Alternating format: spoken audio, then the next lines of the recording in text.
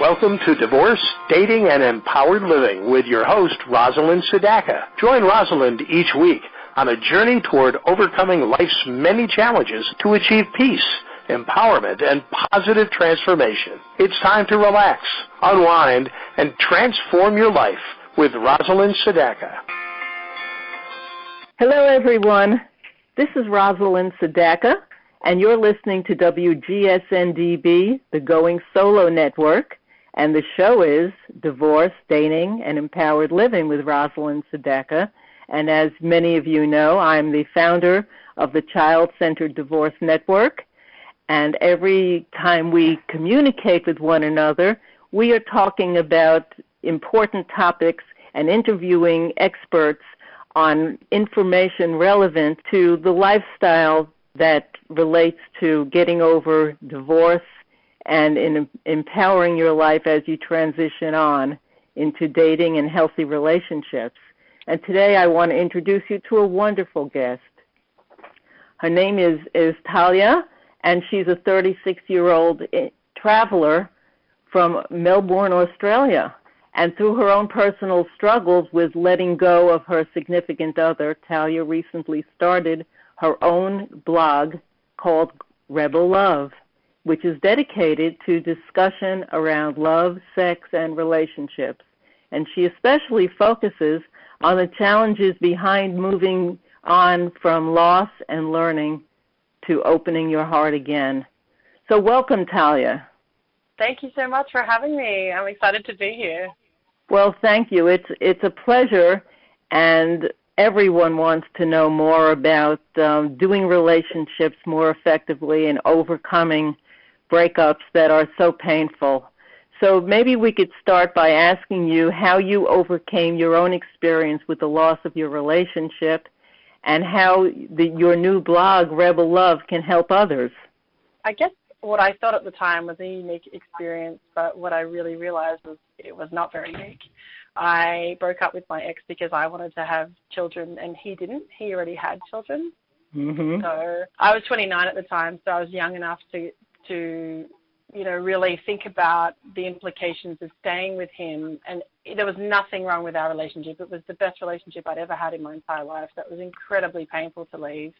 We were so in love, and so it was a choice. I had to decide, would I stay with him? And he was very adamant that he didn't want children. He also had a vasectomy as well. So I ended up leaving, and I knew that if I stayed, I would resent him and I would resent his children, even though I didn't at the time. I knew that I would if I was 40, if I got to age 40 and I didn't have children, or that wasn't a possibility for me. I knew it would be a real struggle. So that was the reason of the breakup, which made it even more difficult for me. So after we broke up, it was just incredibly difficult to let him go, and it really took me 6 years of chipping away at it to move on. And I don't think it was one thing that helped me. It was a huge, long journey, which I can go into, but I don't want to take up all of our time. So after the 6 years had passed, and I did a lot of healing and a lot of work on myself, I got to the point where I had to learn to open myself up again, because I'd really closed myself off to the possibility of being with anybody else. And that was a really difficult place to be, because I wanted to have kids. And so that's the story. And from that, Rebel Love was born. So I realized I had such a hard time letting go of people, and of everything really, but particularly people and relationships. And I looked around on the internet, and I was like, there's nothing sort of addressing this. I found a few articles saying, that were cheap content, like 10 ways to forget your ex. And I was just like, this is not helpful, and I was desperate for something to help me move on. And I wanted to move on and let go, but I didn't know how, and I really needed some tools. And so that's why I started Rebel Love, and just to, tell stories. What I realized is that through hearing other people's stories of them overcoming these obstacles, it really helped. It didn't heal me, because I don't think anything heals or fixes you, but it certainly made the journey a lot easier hearing other people's success stories. So I wanted to start Rebel Love to to really have that positive spin and tell those stories of, you know, people overcoming breakups. And that's how basically how it was born. Well, that's very motivating to hear that you took your own pain and struggle and decided to share what you learned and the wisdom you gained from it in the blog. So that is fabulous. And I do have to tell you that I had a similar experience in that I broke up a very deep love relationship for the same reason, because of children, and made the decision that I wanted to have a child, and it was a very, very hard decision to make. So I totally understand, and I didn't regret it because I have a wonderful son, and he's the light of my life, and I couldn't imagine my life without having him. So it all worked out for the best, and but it was a very painful experience to go through, because when you're breaking up with someone you really love and then it's a good relationship, it's that much harder. So I want to ask you now, what are some of the obstacles that you encountered along your journey and moving forward in learning to love again? The obstacles, I guess, that came up for me were, I mean, what comes up for me is lying to myself, but I don't think that's correct. What I think happened was I thought I'd moved on, but I actually hadn't. So, and, you know, when I say I was lying to myself, like trying to say I'd moved on, but I hadn't. But I think that it's just such a long journey, or was for me anyway. So I think that was the biggest thing, like really processing the emotions and really being with it. Because what I've learned in this journey is, and I'm still doing work today. I still work with coaches and therapists, and it helps a lot. But it is being with the pain. Really, it's like, I don't know if you're familiar with Vipassana, the type of meditation. Just super quickly, the concept is like when you observe something, it sort of, it dissolves. That's a very sort of fast way to explain it. But that's what I've been practicing with my emotions and my pain, is just observing it and being with it and not trying to change it. Not trying to make myself right or not trying to make myself wrong, just realizing that it is, and through realizing that and just being with it and showing up for yourself rather than running away from the emotion, I found that has really helped a lot. And that's the biggest obstacle, really, because honestly, it's really easy to say that, but it's very difficult to practice that. And I'm working with a coach at the moment, and we're literally, he's like 3 seconds. That's how far we're pulling it back to start. It's like just for 3 seconds, just be with the pain. And it's so painful. It's so painful. And so that's been the biggest obstacle. And I mean, look, it's a journey, I guess the reason why I wanted to start Rebel Love as well was because I didn't want to avoid the pain, because I don't think that's going to help. What I wanted to do was reduce the amount of time it took to get to the end. Do you know what I mean? And really what I've realized is that there's no end. It's a journey. You just get better. It's like when someone dies, you don't get over them. You just learn how to cope without them being there better. Yes. Well, you said some very important things, and meditation is always a very valuable tool. I agree, because it really helps with putting you in the right state of mind to heighten your awareness. And for me, mindfulness is really the key to everything. When we are bringing awareness to what we need to do and how we need to be, it helps us, as opposed to dredging up the past and putting ourselves in the past or in the future. Like this, we stay in a sense of awareness about the present, and we can experience who and what we are and what our feelings are. And the more awareness we bring, the more attuned we are to what our feelings are. And sometimes that alone will reduce the impact of the feelings, so we're better able to handle them. And so often we stay out of the present moment so that we don't feel our pain. But when you feel it, the pain doesn't have the same power over us, and we're able to make wiser decisions in moving ahead in our life. Do you feel that? Absolutely. Yeah, you just absolutely nailed it. That's right. And I think that exactly what you just described, that process, is really what I've learned on this journey. And it's really that's it. It's just that it's so difficult, in my experience anyway, to actually accomplish and actually really be in the now. You know, it's like that really famous book, The Power of Now. I don't know if you've read it, but that explains this concept. Absolutely. Mm-hmm. Yeah, it's a great book. And I think that, you know, it's a journey of practicing, like the 3 seconds, just practicing every day, being in the present moment. Because there was definitely stages of grief, obviously, after I broke up with my ex, and there were times where I just replay things in my head, you know, and it was just incredibly painful. It didn't help at all, but I just, you know, exactly. I just couldn't. Yeah, well, we get stuck, and we get stuck in patterns, and those patterns start to own us. And that's the key to bring ourselves back into a place of awareness. And once we realize we're doing that, then we have the power to make other choices. And everything in life is really about choices, where we choose to put our mind and our belief system.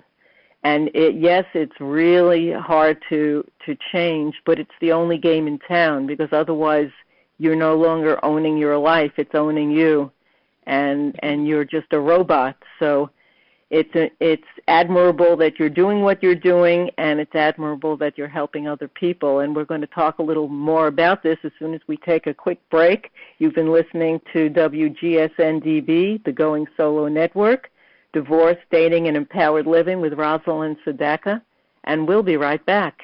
Hi, I'm Cece Schatz, and I want to welcome you to Going Solo Next Step. We are an innovative, transformational site with a personal touch, as we are an online, interactive, social website connecting other like-minded individuals who are adjusting to their new life of being single. Going Solo Next Step will connect and help you deal with issues such as relationship loss, divorce recovery, relationship building, transition into dating, single parenting, spiritual connection, inspirational plus personal growth, sparking your career and understanding your life path, wants, and goals. As you begin relationship building, you will enjoy Going Solo Next Step social activities and forums designed to connect you and other like-minded individuals to make great, everlasting friends. Together, we will all have fun in growing number of social groups and gatherings, both in your location and online. This and so much more is in store for you. You can join me on www.goingsolonextstep.com. I'm looking forward to being with you right there on Going Solo Next Step. See you there.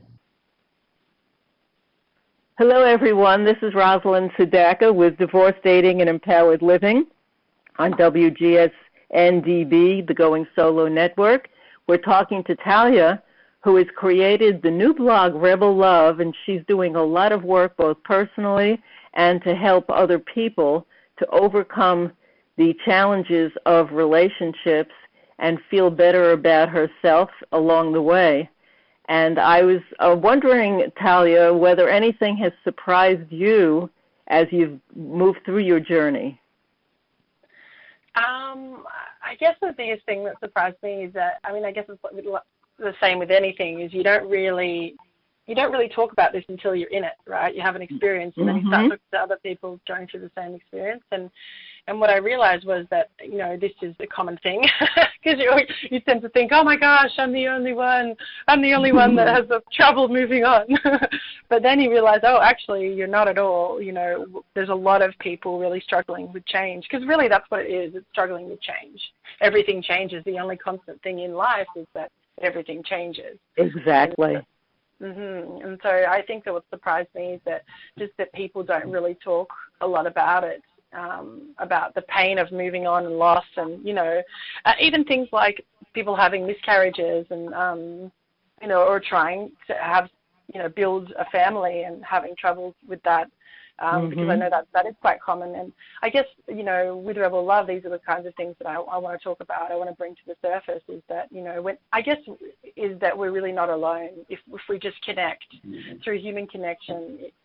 you can get so much comfort and growth, I think. And so it's just surprised me, the lack of communication. And I'm really big on communication. I used to work in a shop years ago, and I used to play games with myself when people came in to see how much information I could get out of them, just because I was interested in their life, you know. And you'd be so surprised that if you just ask people direct questions, I mean, obviously in a very respectful way, and obviously there are boundaries around that, like, you know, certain topics, you know, might be a little bit out of bounds. But, you know, in a respectful way, if you ask people, they're actually quite open to talking about themselves, and people actually don't get asked a lot of questions.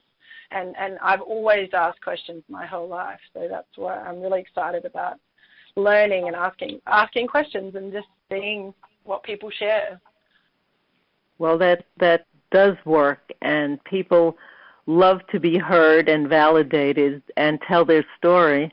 And we can all learn from other people's stories, whether they were happy experiences or not. There are lessons to learn, and that's what I always talk to my clients about, is what lesson can you take away from the experience, because that makes the experience more tolerable and something more copable, is that you know that there was something that you took away that has changed and transformed you. So what is one of the biggest takeaways that you have to share with our listeners? The biggest takeaways, I guess, I mean, really, of all the things I've done, first of all, I would say the biggest takeaway from my journey would be get help. Like, you really don't have to do this alone. Like, there are people out there who are willing to help you, and I know that a lot of people say, well, I might not have funds for that. But there's so many other ways to connect with people. You can talk to somebody you really trust. You can talk to people online. There are services online. You can go to blogs like my blog, Rebel Love, or a lot of other blogs, and just connect with other people's stories. Yes. Sometimes just reading about somebody else's story can give you that glimmer of hope, and then the glimmer of hope gives you a feeling that you maybe might not have felt for a while, and then so you have a physiological response.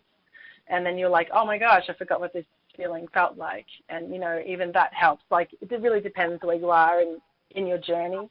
But I do know that, you know, breakups, whether they be divorce or if you're not married, just a regular old-fashioned breakup, are incredibly painful and just consuming. They just consume your life. Like, I was a mess, you know. I remember trying to force myself to go to work, and I rang my boss at the time, or my supervisor, and I was just in tears, and I said, I'm so sorry. I thought I was going to be okay, but I'm really not at all, and I can't. I have to go. And she was great about it, but there was nothing I could do. Like, I was just absolutely useless. I couldn't. Yeah.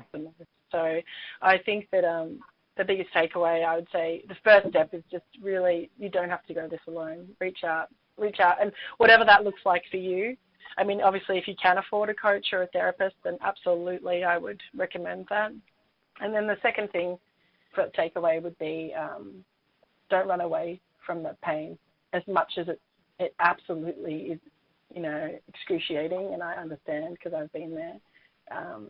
Don't run away, because it doesn't go away. We need to honor it and be with it. It's part of the journey.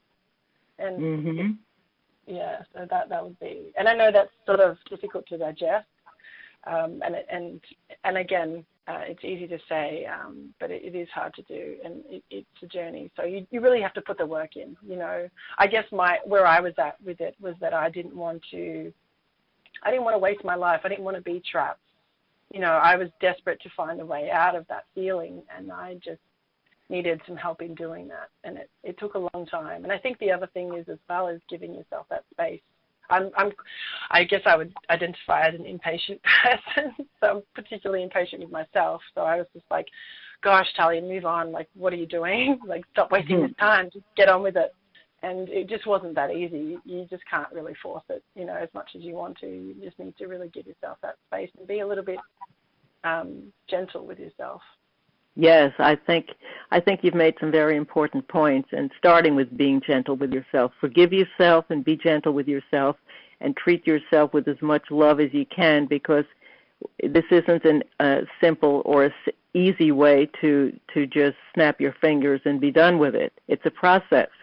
Mm-hmm. And reaching out for help is really important because we can't fix ourselves as easily as we can open ourselves up to helping other people. No one can fix us, but they can guide us and they can give us advice and insights that enable us to see things differently and shift our perspective, shift our energy, and that shifts everything around us. Because whatever we focus on grows and expands, and if we're focused exclusively on the pain and reliving our drama over and over again, then we stay too long and too deeply into that pain, and it isn't serving us in any way. So moving on and understanding that we have the ability to release it gives us an opportunity to open doors to a whole new aspect of our life. But we have to take baby steps. It doesn't happen instantaneously, and we have to go at our own pace. I remember getting very angry at myself. I shouldn't be feeling this way. I shouldn't be so upset about this breakup, and yet I was. And we have to acknowledge what we're feeling and take it at our own pace, but be open to getting guidance from outside of ourselves because we're too close to our situations sometimes, too emotionally close to be able to make the shifts on our own. So please tell us how we can find you so that you can let us know about all the Let Love Begin messages that you are providing and the work that you were doing for others around the world. Sure. So you can go to my website, so rebellove.com, and there's a bunch of posts there from people who have gone through. And I actually just wanted to mention, on the vein of what you were talking about opening up, one of the things for me was possibility. You know, I thought there was no possibility of me meeting anyone again. And so on Rebel Love, there's stories of people. There's actually a story of a woman whose husband left her for her best friend. So can you imagine how painful that would be? Oh. And yeah, the devastation she went through. And then what I loved about her story was that she realized that at the end of it, after a lot of pain and agony, that she was actually much happier without him. And once she healed from it, you know, and it was just incredible to hear her speak about that at the end. And, you know, I think we forget that about the possibilities that are available to us. We just have to heal enough that we can see them. And so you can go to rebellove.com and find out a bunch of stories there. And there's also, I'm launching the Let Love Begin Summit on January 20th in 2020. And there'll be information about that on the website as well. But I'll be doing a series of other summits as well. So I'm always talking to people, experts, and hearing their stories and learning how we can move through this the best we can. Well, that sounds wonderful, and we so appreciate the work you're doing and the connections you're making with all of these experts, because the more wisdom we hear from experts, the more we can adapt what makes sense for us into our own lives, and that's how we move ahead. So thank you so much, Talia, and thank you for creating Rebel Love. It's my pleasure, and you've been listening to Going Solo Network, WGSN-DB. This is Rosalind Sadaka, founder of the Child-Centered Divorce Network, divorce and co-parenting coach, and the show is Divorce, Dating, and Empowered Living. I hope you'll join us again next time. Bye-bye for now.